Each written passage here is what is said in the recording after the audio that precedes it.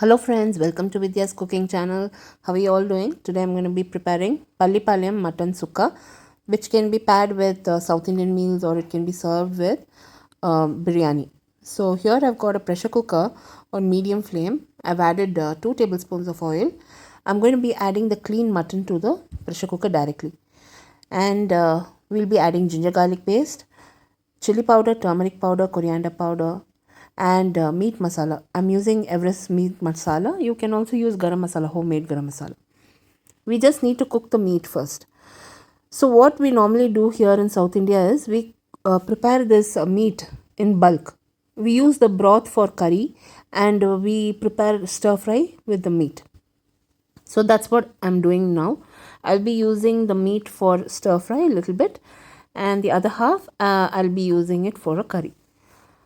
So once I've added all the masala, ginger and garlic paste, we just need to stir fry this on low to medium flame for 2 to 3 minutes until the mutton releases a lot of moisture.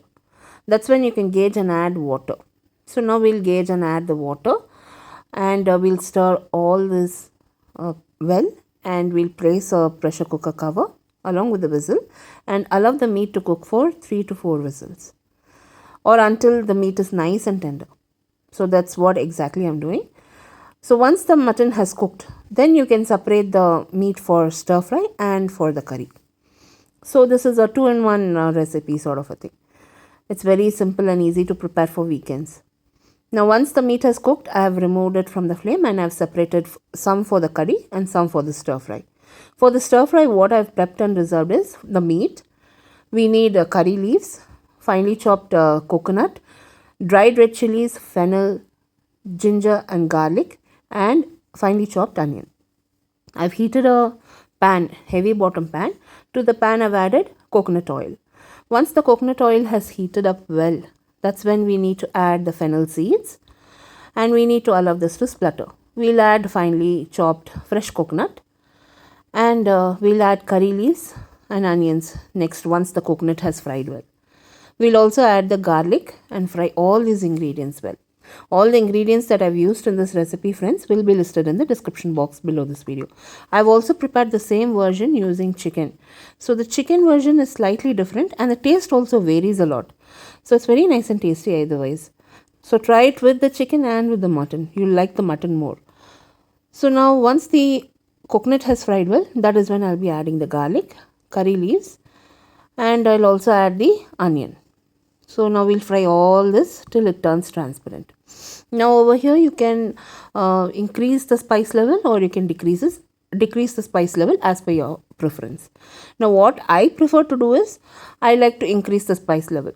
So I've added extra dried red chilies. What we need to do is you need to break the dried red chilies in half, shake it off, shake all the seeds out and add only the chilies.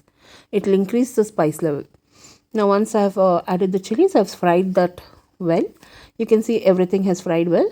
I'll transfer the cooked meat.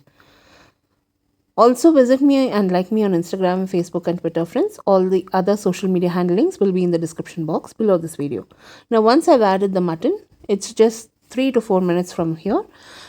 We can add extra pepper powder, chili powder as per preference. Fry the meat for 2 to 3 minutes on each side.